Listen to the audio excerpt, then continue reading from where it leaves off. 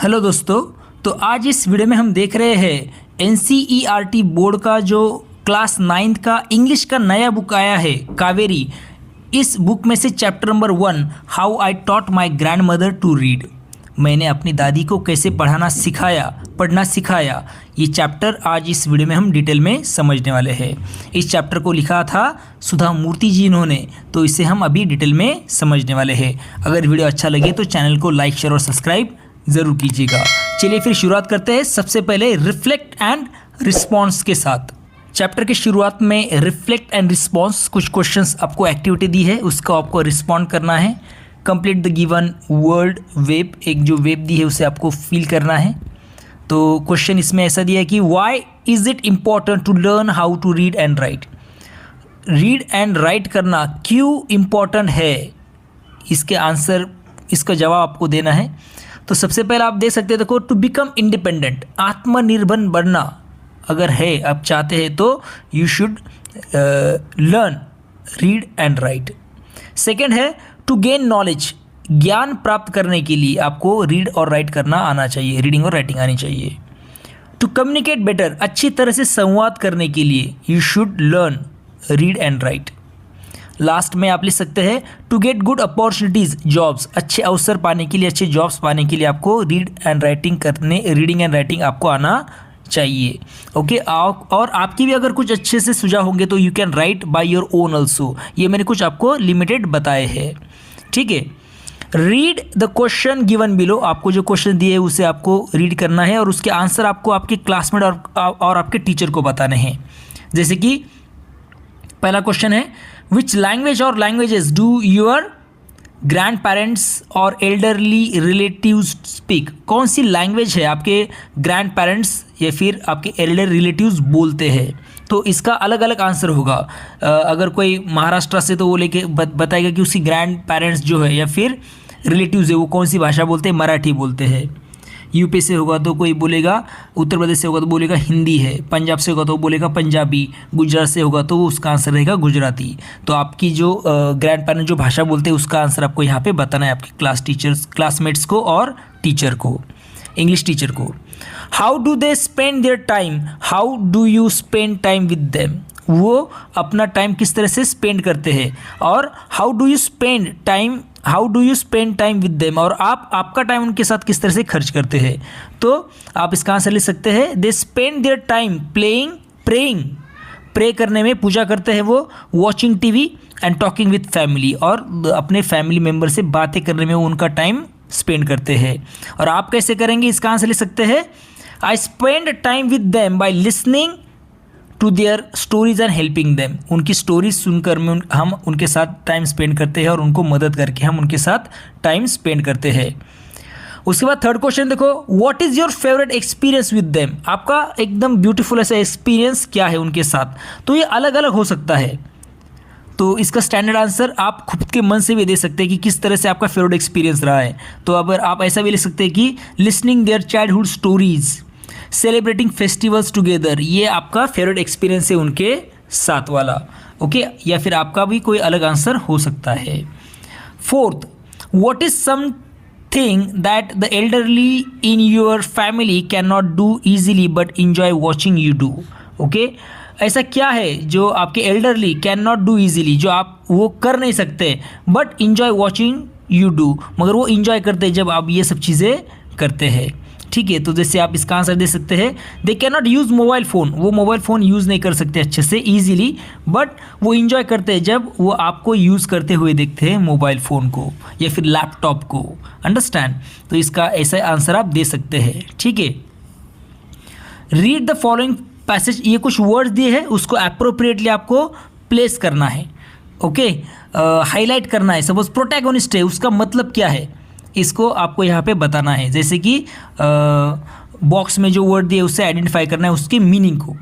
The casting of for the protagonist of our school's annual play was done after a lot of debate as many good actors had audition for the role. अब यहाँ पे protagonist का मतलब होता है main character, means first का answer रहेगा 5। Okay, debate का मतलब होता है डिस्कशन हुआ, इस तरह से आप उसे क्या कर सकते हैं, प्लेस में डाल सकते हैं वर्ड। थर्ड देखो एपिसोड, एपिसोड का मतलब होता है a part of the story, एक स्टोरी का पार्ट। ओके, तो ये पैसेज का मीनिंग समझकर आप इसका आंसर लिख सकते हैं। मैं आपको डिटेली आंसर बता रहा हूँ। कम्युनिटी, कम्युनिटी का मतलब है देखो people living in one particular area, ऐसे लोग जो एक पर्टिकुलर एरिया में रहते हैं उसे कहा जाता है कम्युनिटी, हम इसे हिंदी में कहते हैं समाज। कॉन्सेंट्रेशन, कॉन्सेंट्रेशन मीन्स फोकस, एक तरह ध्यान देना। ईगरली मीन्स एक्साइटेडली।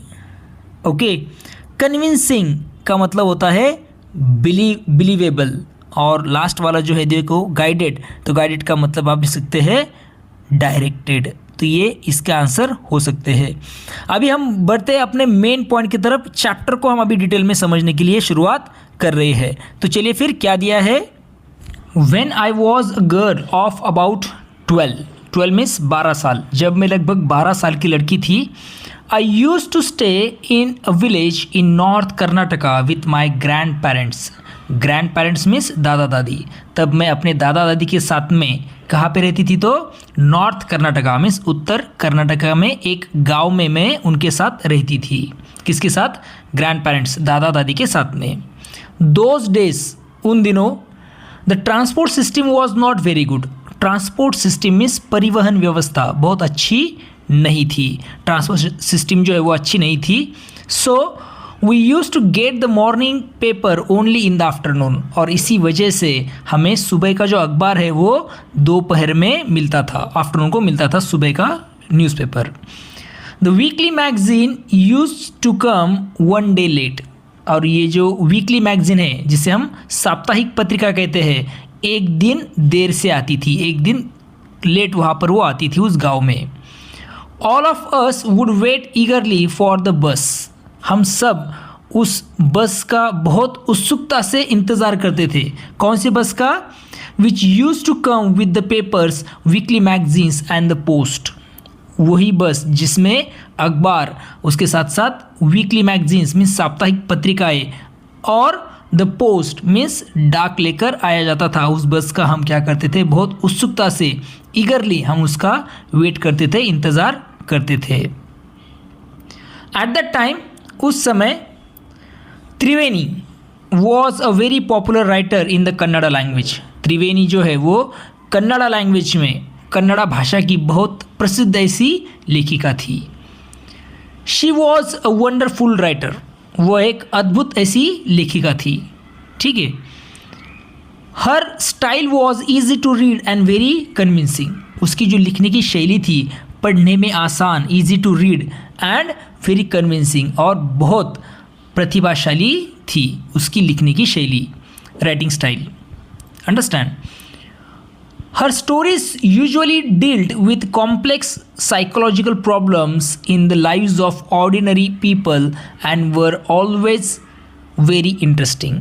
उनकी जो कहानियाँ थी वो आम लोगों की जो ज़िंदगी है, उनकी जो जीवन है उसके बारे में होती थी, जिसमें बताया जाता था कॉम्प्लेक्स साइकोलॉजिकल प्रॉब्लम्स, जो लोगों की जो जटिल ऐसी मनोवैज्ञानिक समस्या है उन पर उनकी कहानियाँ होती थी। अंडरस्टैंड। ऑर्डिनरी पीपल के बारे में, आम लोगों के जीवन के बारे में। एंड वो आर ऑलवेज वेरी इंटरेस्टिंग, और हमेशा बहुत रोचक वो कहानियाँ उनकी होती थी। Understand. Unfortunately for Kannada literature she died very young. दुर्भाग्य से कन्नड़ा साहित्य के लिए उनका निधन जो है वो बहुत कम उम्र में हो गया था। ओके, किसके बारे में बात की जा रही है यहाँ पे, सबको मालूम है त्रिवेणी के बारे में यहाँ पे बात हो रही है, जो एक अच्छी लेखिका थी। उनका बहुत जल्दी, बहुत कम उम्र में उनका देहांत हो गया था। Even now after 40 years people continue to appreciate her novels. आज भी 40 साल बाद लोग उनके जो उपन्यास है, उनकी जो नॉवेल्स है, इनकी सराहना करते हैं। Understand. One of her novels called Kashi Yatra was appearing as a serial in the Kannada weekly Karmaveera then. Karmaveera नाम का जो वीकली था, साप्ताहिक पत्रिका, उसमें उनका एक उपन्यास जिसे हम नोवेल कहते हैं, जिसका नाम है काशी यात्रा, इसे सीरियल के रूप में मीन्स धारावाहिक के रूप में प्रकाशित हो रहा था उस टाइम पे। कौन सा नोवेल, काशी यात्रा। कहाँ पे प्रकाशित किया जा रहा था इसे? सीरियल के रूप में कन्नड़ा जो वीकली है कर्मवीरा उसमें। Understand? It is the story of an old lady and her ardent desire to go to Kashi और वाराणसी। अभी ये जो उपन्यास है यहाँ पे एक बूढ़ी महिला की कहानी बताई है, और ये जो बूढ़ी महिला है, ओल्ड लेडी है, हर आर्डेंट मीन्स कीन प्रबल इच्छा जिसे बोल सकते हैं हम, एक प्रबल ऐसी डिज़ायर किसके प्रति? टू गो टू काशी और वाराणसी। उस महिला को, उस बूढ़ी औरत की एक प्रबल इच्छा है जिसके बारे में उसमें बताया गया है, और वो प्रबल इच्छा क्या है? तो काशी या फिर वाराणसी जाने की उसकी प्रबल इच्छा है, उसे ही बताया गया है इस नोवेल में। Understand? Most Hindus believe that going to Kashi and worshipping lord Vishweshwara is the ultimate punya. Understand? अधिकांश ऐसे हिंदू मानते हैं कि काशी जाकर भगवान विश्वेश्वरा जो है, विश्वेश्वर है, उनकी पूजा करना सबसे बड़ा पुण्य होता है। This old lady also believed in this and her struggle to go there was describe in that novel. अब वो आप देख सकते हैं उस नोवेल में भी वह जो बूढ़ी महिला है, इसका भी वह बूढ़ी महिला भी इस पर विश्वास करती थी, और वहाँ जाने के लिए जो उसने संघर्ष किया उसका वर्णन, उसको डिस्क्राइब किया गया है इसी नोवेल में। कौन से नोवेल में? काशी यात्रा में। In the story there was also a young orphan girl who falls in love but there was no money for the wedding. अभी उसी नोवेल में एक युवा अनाथ लड़की की कहानी भी थी जो प्रेम में पड़ जाती है। Understand? Who falls in love, जो प्रेम में पड़ जाती है लेकिन शादी के लिए उसके पास पैसे नहीं होते हैं। इन द एंड, अंत में, the old lady gives away all her savings without going to Kashi. अंत में वो जो बूढ़ी महिला है वो काशी जाए बिना ही अपनी सारी बचत उस लड़की को दे देती है। अंडरस्टैंड? मीन्स वो काशी जाती नहीं है और उसके पास जो सेविंग है वो उस लड़की को दे देती है।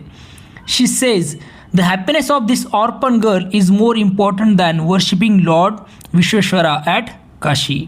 और वो कहती है कि इस अनाथ लड़की की खुशी से ये जो हैप्पीनेस है इस लड़की का, ऑर्फन गर्ल का, अनाथ लड़की की जो खुशी है, इज़ मोर इम्पॉर्टेंट दैन, ये कहीं ज़्यादा महत्वपूर्ण है किससे? Worshipping lord Vishweshwara at Kashi. भगवान विश्वेश्वर की पूजा करने से अधिक महत्वपूर्ण क्या लगा उन्हें? तो उस अनाथ लड़की की खुशी उसे महत्वपूर्ण लगी, इसलिए उन्होंने सारा जो पैसा है वो उस अनाथ लड़की को दे दिया शादी करने के लिए। ठीक है। माई ग्रैंड मदर, मेरी दादी Krishtakka, never went to school so she could not read. वो कभी स्कूल नहीं गई थी इसलिए वह पढ़ नहीं सकती थी, मीन्स उसकी दादी को पढ़ना नहीं आता था। एवरी वेडनेसडे, हर बुधवार को, द मैगजीन वुड कम, हर बुधवार पत्रिका आती थी, मैगजीन आती थी, and I would read the next episode of this story to her, और मैं उन्हें इस कहानी का अगला भाग पढ़कर सुनाती थी। ठीक है।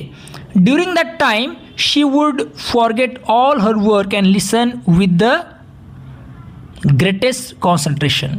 उस समय वो अपना सारा काम भूल जाती थी और पूरी एकाग्रता से वो सुनती थी इस कहानी को जो मैं रीड कर रही थी। Later she could repeat the entire text by heart. बाद में वो जो टेक्स्ट है उसे वो पूरी तरह से कंठस्थ होकर दोहरा सकती थी, इतनी अच्छे से वो कॉन्सेंट्रेशन से इस कहानी को सुनती थी। My grandmother too never went to Kashi. मेरी जो दादी है वो भी कभी काशी नहीं गई थी। Okay.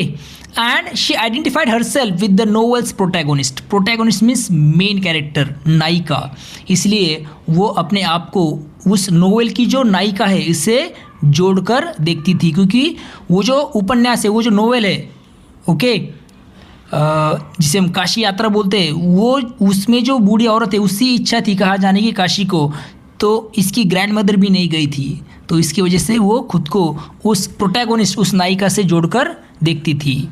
So more than anybody else she was the one most interested in knowing what happen next in the story and use to insist that I read the serial out of her. Okay, इसीलिए किसी और से ज़्यादा वो जानने में अधिक रुचि रखती थी कि आगे की कहानी में क्या हुआ है। शी वॉन्ट टू नो, वो चाहती थी वो जानना कि वहाँ पे नेक्स्ट में क्या हुआ है स्टोरी में, और वो मुझे जोर देकर कहती थी, इंसिस्ट करती थी मुझे कि I read the serial out to her. मैंने उन्हें यह धारावाहिक ये जो सीरियल है वो आगे पढ़कर सुनाओ, इसके लिए वो मुझे जोर देकर कहती थी। After hearing what happen next इन काशी यात्रा, काशी यात्रा में आगे क्या हुआ ये सुनने के बाद में she would join her friends at the temple courtyard where we children would also gather to play hide and seek. अपनी सहेलियों के साथ में मंदिर के आंगन में वो बैठने के लिए जाती थी, और यहीं पर इस मंदिर में ही हम सब बच्चे इकट्ठा होकर हाइड एंड सीक खेलते थे। आगे क्या दिया है देखो, अब ये मंदिर में देखो वो अपनी सहेलियों के साथ बैठी है, ठीक है। आगे दिया है देखो, she would discuss the latest episode with her friends. वो अपने दोस्तों के साथ, अपनी सहेलियों के साथ में कहानी के नए भाग के बारे में चर्चा करती थी। एट द टाइम, उस समय, I never understood why there was so much of debate about the story. मैं उस समय समझ नहीं पाती थी कि इस कहानी को लेकर इतना विवाद क्यों होता था। Once I went for a wedding with my cousins to the neighbouring village. एक बार मैं अपने कजिन्स के साथ में पड़ोस के गांव में एक शादी के लिए गई थी। इन दोज डेज, उन दिनों, a wedding was great event. शादी एक बहुत बड़ा आयोजन, शादी जो है एक बहुत बड़ा आयोजन उसका होता था, ठीक है, ग्रेट इवेंट वो होता था। We children enjoyed our self thoroughly. हम बच्चे जो है वो बहुत मज़ा कर रहे थे, वहाँ पे बहुत खेल रहे थे, एंजॉय कर रहे थे पूरी तरह से। We would eat and play endlessly. हम बिना रुके खाते पीते और खेलते थे या फिर खेलते रहते थे, ऐसा वो बोल रही है। Savouring the freedom because all elders were busy. Savouring means enjoying it to the fullest. अभी हम इतना क्यों खेल पा रहे थे, क्योंकि बाकी जो सब बड़े लोग हैं वो अपने काम में व्यस्त रहते थे, इसलिए हमें पूरी आज़ादी मिलती थी खेलने के लिए। I went for a couple of days but ended up staying there for a week. मैं वहाँ कुछ दिनों के लिए गई थी, लेकिन एक हफ्ते तक वही रुक गई थी, ठीक है। When I came back to my village, I saw my grandmother in tears. जब मैं अपने गांव वापस आई तो मैंने अपनी दादी को रोते हुए देखा था, उसकी आंखों में आंसू थे। I was surprised. मैं हैरान हो गई थी, मैं हैरान रह गई कि वो क्यों रो रही है। For I had never seen her cry even in the most difficult situation. मैं हैरान हो गई थी क्योंकि मैंने कभी भी उन्हें, इतनी सारी कठिन परिस्थितियां हैं फिर भी उन्हें मैंने रोते हुए नहीं देखा था, इसलिए मैं हैरान हो गई थी। अंडरस्टैंड? सरप्राइज मीन्स हैरान होना, आश्चर्यचकित होना। वॉट हैड हैपन, क्या हुआ था। आई वॉज वरीड, मैं चिंतित हो गई थी, ठीक है। अव्वा, इज एवरीथिंग ऑल राइट। अव्वा, क्या सब ठीक है। आर यू ओके, आप ठीक है। आई यूज टू कॉल हर अव्वा, मैं उन्हें अव्वा कहकर बुलाती थी, मीन्स वो खुद के दादी को अव्वा कहकर बुलाती थी। Which means mother in Kannada spoken in the north Karnataka, जिसका मतलब उत्तर कर्नाटका में कन्नड़ भाषा में जिसका मतलब होता था माँ। अव्वा का मतलब माँ होता है नॉर्थ कन्नड़ा में। She nodded but did not reply. Understand? यहाँ पर उसने क्या की तो अपना सिर हिलाया, लेकिन उन्होंने कुछ भी जवाब नहीं दिया, उसकी ग्रैंडमदर ने कोई भी जवाब नहीं दिया, सिर्फ सिर हिलाया। आई did not understand and forgot about it. मैं समझ नहीं पाई और उस बात को भूल गई, ठीक है।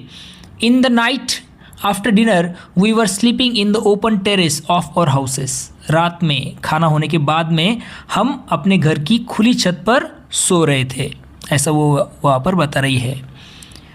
It was a summer night and there was full moon. Okay, वह गर्मी की रातें थी, मीन्स समर सीजन चल रहा था और चांद जो है वो पूरी तरह से निकला हुआ था, ठीक है।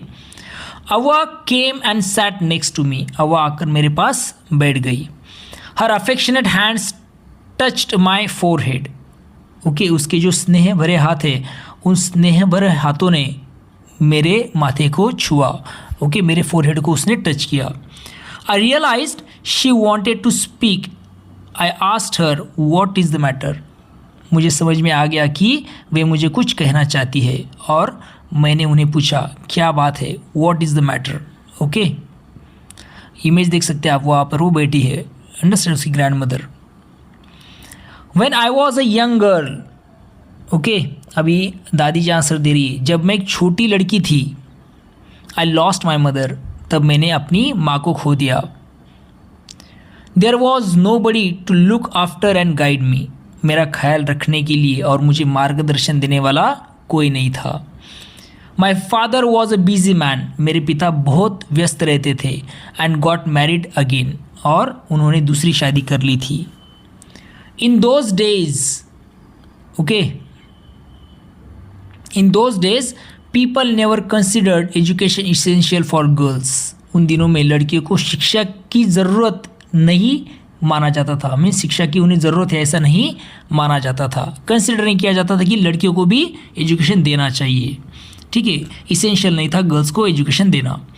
So I never went to school, और इसकी वजह से मैं कभी स्कूल नहीं गई। कौन? वो ग्रैंड मदर ऐसे उसे बता रही है। I got married very young and had children, मेरी शादी बहुत कम उम्र में हो गई और मेरे बच्चे हो गए, ऐसा दादी बता रही है। आई बिकेम वेरी बिजी, मैं बहुत व्यस्त हो गई।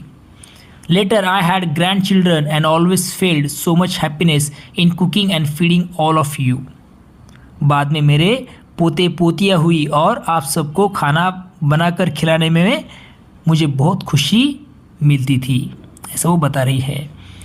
अंडरस्टैंड, कुकिंग करना, उन्हें खिलाना पिलाना, इसमें उसे बहुत मज़ा आता था उस दादी जी को। Okay, at time I use to regret not going to school, okay, कभी कभी मुझे स्कूल न जाने का अफसोस होता है। So I made sure that my children and grand children studied well, इसलिए मैंने यह सुनिश्चित किया कि मेरे जो बच्चे हैं, मेरे जो पोते पोतियाँ हैं, वो अच्छी तरह से पढ़ाई करें, उन्हें अच्छा एजुकेशन मिले, स्टडी करें, इसके लिए वो हर बार देखती रहती है, हर बार वो सोचती रहती है उसके बारे में। फर्स्ट पार्ट जो है स्टोरी का कंप्लीट होने के बाद चेक योर अंडरस्टैंडिंग दिया है, कुछ क्वेश्चंस आपको पूछे हैं, इसके आंसर आपको देने हैं। 2 कॉलम दिए हैं, देखो, एक है कॉज, क्या कारण है, और दूसरा उस कारण के क्या इफेक्ट हुए, क्या परिणाम हुए। तो एक साइड में फर्स्ट का जो है आपको कॉज बताना है, क्योंकि परिणाम आपके सामने दिया हुआ है। परिणाम क्या है? जो मॉर्निंग पेपर से arrive late in the day में मॉर्निंग पेपर्स लेट आते हैं, और weekly magazine would come 1 day late, और वीकली मैगजीन एक दिन बाद आता है। तो इसका रीज़न आप लिख सकते हैं, देखो, कि there was no proper transport और delivery system in the village, कोई भी प्रॉपर ट्रांसपोर्ट सिस्टम नहीं था, कहाँ पे? विलेज में। डिलीवरी सिस्टम नहीं था विलेज में, इसकी वजह से मॉर्निंग पेपर्स लेट आते थे और वीकली मैगजीन्स एक दिन बाद आते थे। सेकेंड क्वेश्चन है, देखो, the grand mother Krishnataka never went to school, अभी कृष्णाटका जो ग्रैंड मदर है वो स्कूल में नहीं गई, क्यों? इसके इफेक्ट क्या हुए, क्या परिणाम हुए इसके? कि इसकी वजह से शी कुड नॉट रीड और राइट, वो पढ़ना लिखना वो नहीं जानती थी, बिकॉज ऑफ दैट, क्योंकि वो स्कूल नहीं गई थी। ओके, थर्ड वाला आपके सामने इफेक्ट दिया है, what is that? She was deeply interested in the story and discuss it with her friends, उसे स्टोरीज में बहुत इंटरेस्ट था और वो उसके फ्रेंड्स के साथ इसे डिस्कस करती थी। तो इसके पीछे का कारण क्या है? इसके पीछे का कारण है, देखो, the grand mother used to listen to the story Kashi Yatra every week, क्योंकि हर वीक में वो जो ग्रैंड मदर है वो क्या करती थी, तो काशी यात्रा नाम की स्टोरी वो सुनती थी, नोवेल का सीरियलाइज जो है उसे वो सुनने का काम करती थी। ओके, इसकी वजह से वो ज़्यादा इंटरेस्ट उस स्टोरी में लेने लगी थी और उसको अपने दोस्तों के साथ डिस्कस कर रही थी। अंडरस्टैंड। नंबर 4 क्या कॉज हो सकता है, ये भी हमें देखना है। नंबर 4 का कॉज दिया है, the narrator went to a wedding for week, जो नैरेटर है वो एक वीक के लिए कहाँ पे? वेडिंग के लिए गई थी। तो इसका क्या इम्पैक्ट हुआ, क्या इफेक्ट हुआ? तो the grand mother could not read the story and felt helpless and sad, इसकी वजह से ग्रैंड मदर जो है वो रीड नहीं कर पा रही थी स्टोरी को और उसे हेल्पलेस, कमज़ोर, दुखी वो खुद को फील कर रही थी। इसका आंसर आप वैसे लिख सकते हैं। नंबर 5 इसका इफेक्ट दिया है, the grand mother never went to school, grandmother कभी स्कूल नहीं गई। तो इसके पीछे का कॉज क्या है? उन दिनों में girls were not given education and were merit early, उन दिनों में गर्ल्स को एजुकेशन नहीं दिया जाता था, उसे ज़्यादा इंपॉर्टेंस नहीं दिया जाता था गर्ल्स एजुकेशन को, और उनकी जल्दी शादियाँ हो जाती थी। इसकी वजह से वो कभी स्कूल नहीं गई। कौन? Grand mother. लास्ट वाला देखो, कॉज दिया है already. The grand mother regretted not going to school, उसे बहुत दुख होता था कि वो स्कूल में नहीं गई थी। तो इसका इफेक्ट क्या हुआ? She decided to learn reading and writing and become independent. तो उसने डिसाइड किया कि वो क्या करेगी, तो रीडिंग करना सीखेगी, राइटिंग करना सीखेगी और इंडिपेंडेंट बनेगी। ठीक है, अभी नेक्स्ट का जो क्वेश्चन है वो क्या है देखो, do you think the narrator expected to see her grand mother in tears when she return to the village? क्या आपको लगता है कि नैरेटर ने ऐसे एक्सपेक्ट किया था कि उसकी जो ग्रैंड मदर है वो रो रही होगी, उसके आंखों में आंसू होंगे जब वो गाँव में वापस आएगी? अगर यस तो क्यों, अगर नहीं तो क्यों नहीं? तो डेफिनेटली नैरेटर जो है जब वो गांव में वापस आई तो उसने ये एक्सपेक्ट नहीं किया था कि उसके ग्रैंड मदर की आंखों में आंसू होंगे, क्योंकि her grand mother was usually happy and smiling, क्योंकि उसकी ग्रैंड मदर हर बार खुश और स्माइलिंग उसके चेहरे पे रहता था। Seeing her crying was surprising, जब उसने उसकी आंखों में आंसू देखे, रोते हुए देखा, तो वो सरप्राइज हो गई, उसे शॉक लग गया। शॉक लग गया मीन्स वो आश्चर्यचकित हो गई इस चीज़ को देखकर। ठीक है, third question, how might the narrator help her grand mother to fulfil her desire to learn to read and write? तो किस तरह से ग्रैंड नैरेटर ने मदद की ग्रैंड मदर को क्या करने के लिए, लिखने के लिए और रीड और राइटिंग करने के लिए। ठीक है, तो नैरेटर ने किस तरह से हेल्प किया देखो, the narrator help her grand mother by teaching her the Kannada alphabet. Kannada alphabet उसने पढ़ा है, उसे रीड करने को कहा, राइट करने को, रिपीट एंड प्रैक्टिस की उसकी डेली। इसकी वजह से शी कुड बिकम इंडिपेंडेंट, और इस तरह से वो इंडिपेंडेंट बन सकी, मीन्स ग्रैंड मदर पढ़ना लिखना सीख सकी। ओके, ऐसे इसके आंसर आप लिख सकते हैं। चलो आगे बढ़ते हैं अभी पार्ट सेकंड की तरफ, उसे अच्छे से समझ लेते हैं। पार्ट सेकंड क्या दिया है, आई कुड नॉट अंडरस्टैंड, मैं समझ नहीं पा रही थी, why 62 year old grand mother, मेरी जो 62 साल की दादी है, मुझे Y she was telling me, वो मुझे क्यों बता रही है, जो जबकि मैं 12 ईयर ओल्ड, मैं सिर्फ 12 साल की हूँ, और ग्रैंड मदर मुझे क्या बता रही है, the story of her life in the middle of the night, आधी रात में अपने जीवन की कहानी वो मुझे क्यों बता रही है, क्यों सुना रही है। ऐसा क्वेश्चन मैं ये समझ नहीं पा रही थी, understand. But I knew I loved her immensely and there had to be some reason why she was telling to me. Immensely means extremely, बहुत ज़्यादा। ओके, लेकिन मैं जानती थी कि मैं उनसे बहुत प्यार करती हूँ, और ज़रूर कोई तो भी कारण होगा, बिकॉज ऑफ दैट, इसी वजह से वो मुझसे बात कर रही थी। Okay, she was talking to me. I looked at her face, मैंने उनके चेहरे की तरफ देखा, उनके चेहरे को देखा। It was unhappy and her eyes were field with tears, उनका चेहरा उदास था और उनकी आंखों में आंसू भरे हुए थे। She was a good looking lady who was usually always smiling, understand, वो एक सुंदर महिला थी जो आमतौर पर हमेशा मुस्कुराती रहती थी। ओके, वो ग्रैंड मदर, उसकी ग्रैंड मदर। इवन टुडे, आज भी, I cannot forget the worried expression on her face, आज भी मैं उनके चेहरे पर जो भाव है, चिंतित भाव, वरीड एक्सप्रेशन, उनको मैं भूल नहीं सकती। ठीक है, I lean forward and held her hand, मैं थोड़ा आगे झुकी और उनका हाथ पकड़ लिया, और क्या कहा देखो, अव्वा डोंट क्राई, अव्वा रोइए मत, वॉट इज़ द मैटर, क्या बात है, can I help you in any way, क्या मैं किसी तरह से आपकी मदद कर सकती हूँ, ऐसा मैंने उनको पूछा। ठीक है, तो इसका आंसर वो क्या दे रही है देखिए, yes I need your help, हाँ मुझे तुम्हारी मदद चाहिए।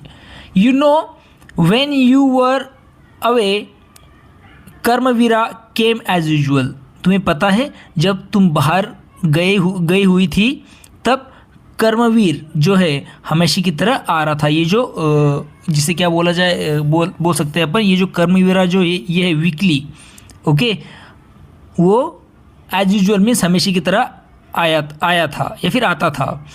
आई ओपन द मैगजीन, मैंने पत्रिका खोली। I saw the picture that accompanied the story of Kashi यात्रा and I could not understand anything that was written.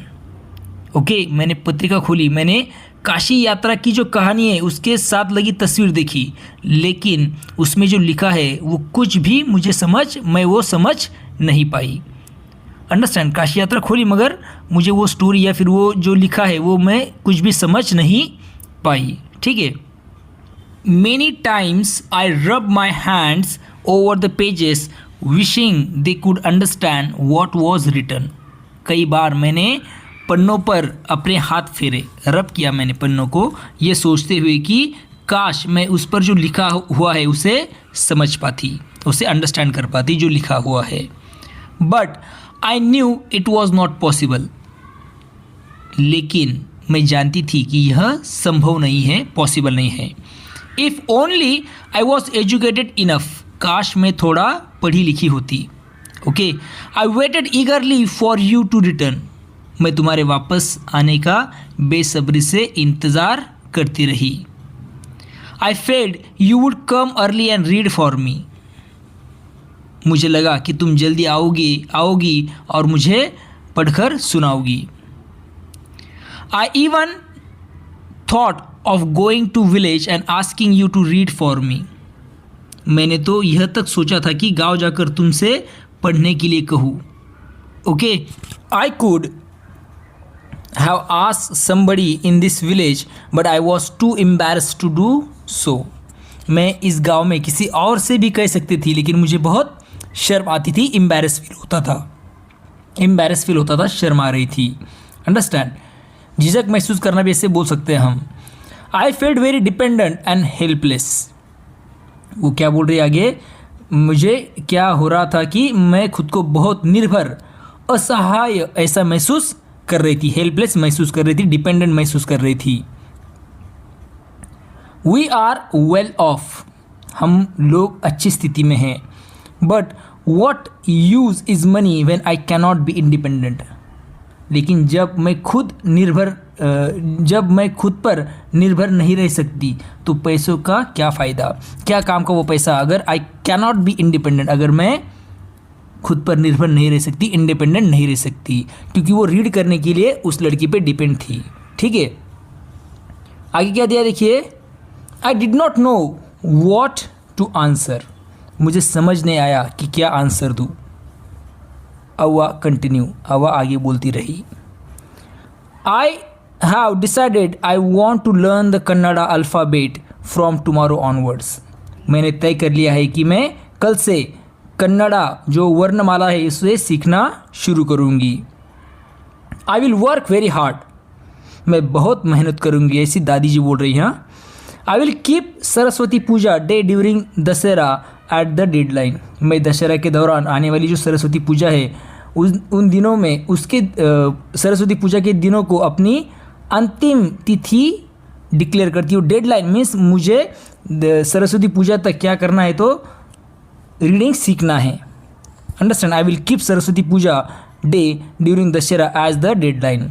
That day I should be able to read a novel on my own, उस दिन तक मुझे खुद से एक novel पढ़ने में सक्षम होना चाहिए, ऐसा मैंने ये डेडलाइन सेट कर ली है। I want to be independent, मैं स्वतंत्र बनना चाहती हूँ, ऐसा दादी जी ने उसे कहा। I saw the determination on her face yet I laughed at her. Okay, मैंने दादी जी के चेहरे पर एक दृढ़ निश्चय देखा, डिटर्मिनेशन, दृढ़ निश्चय, फिर मैं हंसने लगी। ठीक है, Avva at this age of 62 you want to learn the alphabet. Avva, इस 62 साल की उम्र में आप वर्णमाला सीखना चाहती है, अल्फ़ाबेट सीखना चाहती है। All your here is grey, आपके सारे बाल सफ़ेद हो चुके हैं।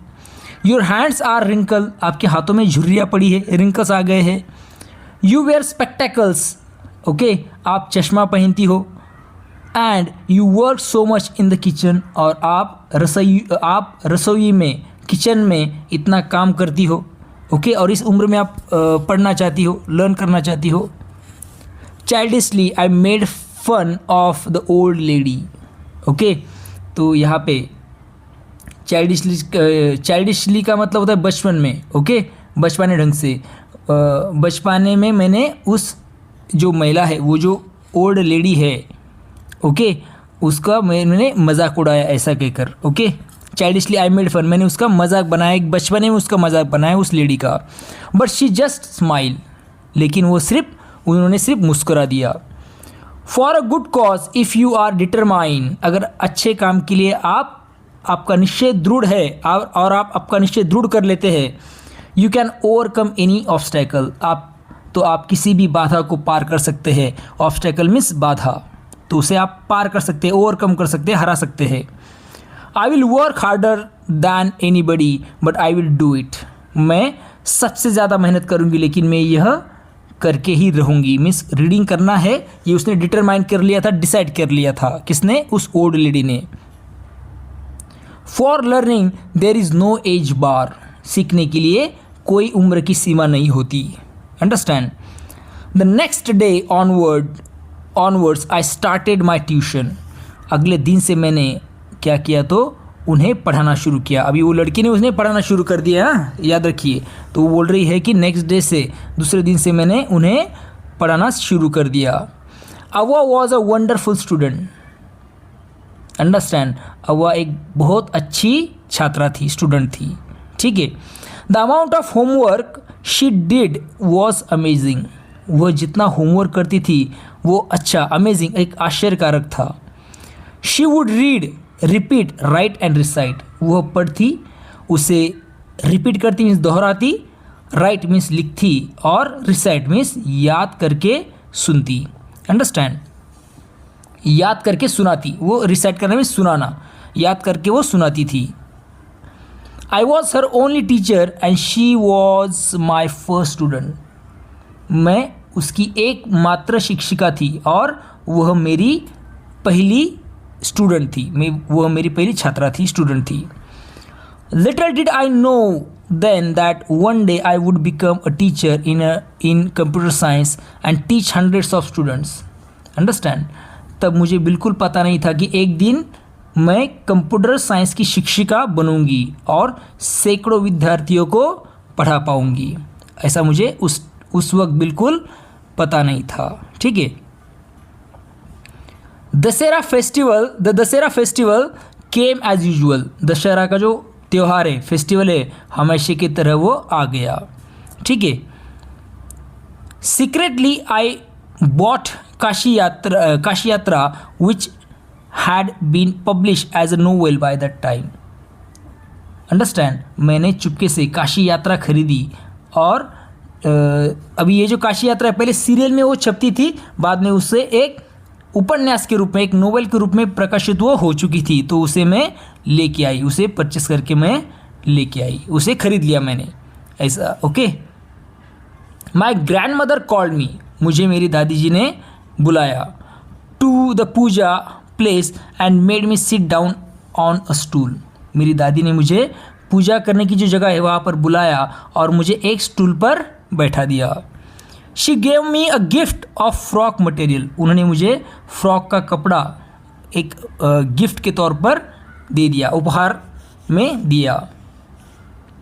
Then she did something unusual, okay, फिर उन्होंने कुछ असामान्य ऐसी चीज़ की। She bent down and touch my feet, कितना सुनहरा, आप सोच सकते हैं कि वो पढ़ना सीख गई है, तो इमोशन में उसने क्या किया, तो उन्होंने कुछ असामान्य ऐसा किया कि वो झुक गई और मेरे पैर उन्होंने छू लिए। उस 62 ईयर ओल्ड लेडी ने उस 12 साल की लड़की के पैर छुए। Understand, I was surprise and taken aback, okay, मैं आश्चर्यचकित और हैरान रह गई ये सब देखकर, ठीक है। Elders never touch the feet of youngsters, बड़े लोग कभी छोटे लोगों के पैर नहीं छूते हैं, अंडरस्टैंड, मगर उन्होंने छुए। We have always touches the feet of God, elders and teachers. Understand, क्या बताया यहाँ पे, हम हमेशा भगवान जो एल्डर से बड़े और शिक्षकों के पैर छूते हैं। We consider that as a mark of respect, understand, हम इसे सम्मान का प्रतीक मानते हैं, पैर छूना। It is a great tradition but today the reverse had happen. यह एक महान ऐसी परंपरा है लेकिन आज इसका उल्टा हो गया।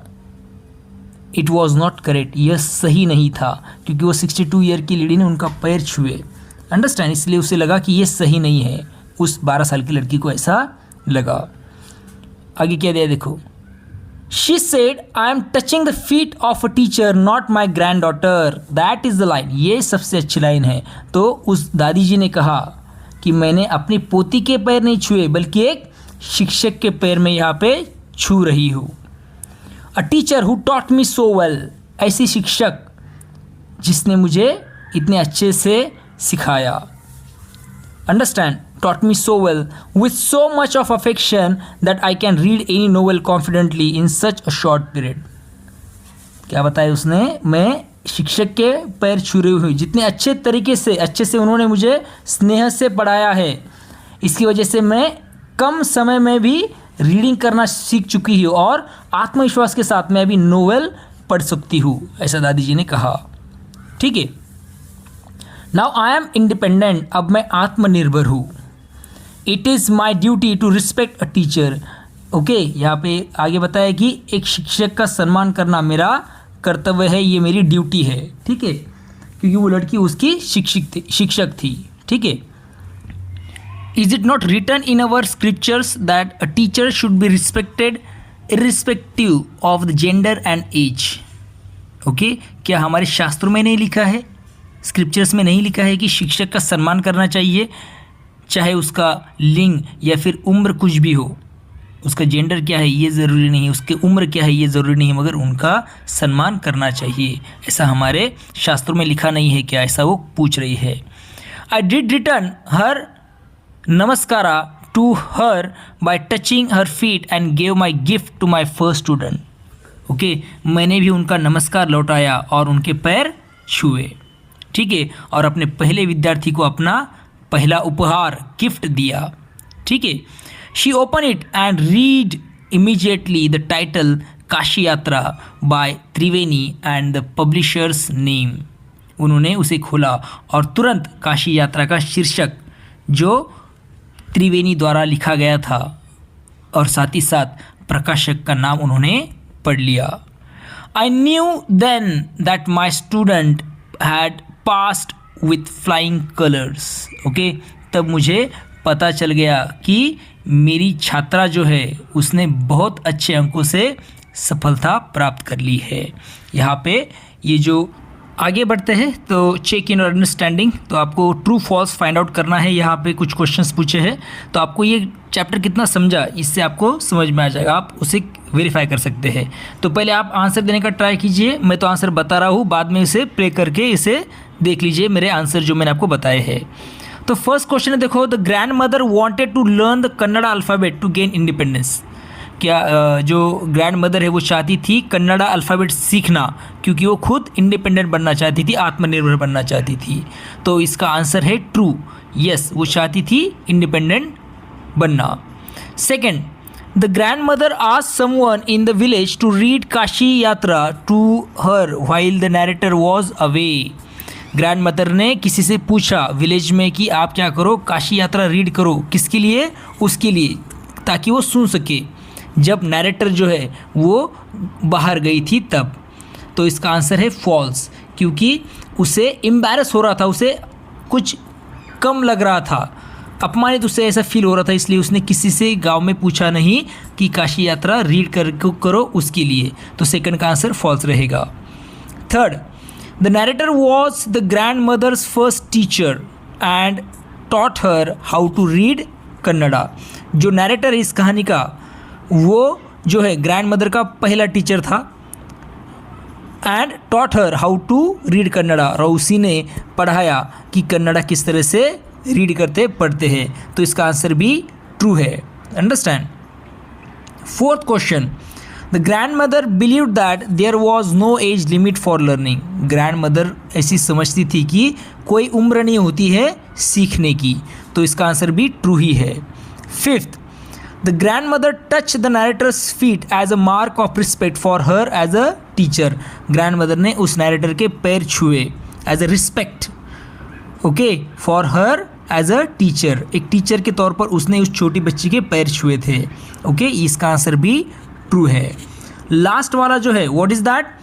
The narrator was disappointed with the progress her grand mother made in learning to read. तो नरेटर जो है वो नाराज़ हो गई थी ग्रैंड मदर की प्रोग्रेस देखकर लर्निंग में, रीडिंग में। तो इसका आंसर रहेगा false. Okay, these all are the answer. अब ये जो क्रिटिकल रिफ्लेक्शन है इसके लिए मैंने सेपरेट वीडियो बनाए हैं, वो आप जाकर देख सकते हैं और अच्छे से समझ सकते हैं। ओके, आई होप आपको ये चैप्टर अच्छे से समझ में आ गया है। अगर कोई आपकी प्रॉब्लम है तो मुझे कमेंट सेक्शन में बताना मत भूलिएगा। तो सबसे इम्पॉर्टेंट चीज़, चैनल को लाइक, शेयर और सब्सक्राइब ज़रूर कीजिएगा।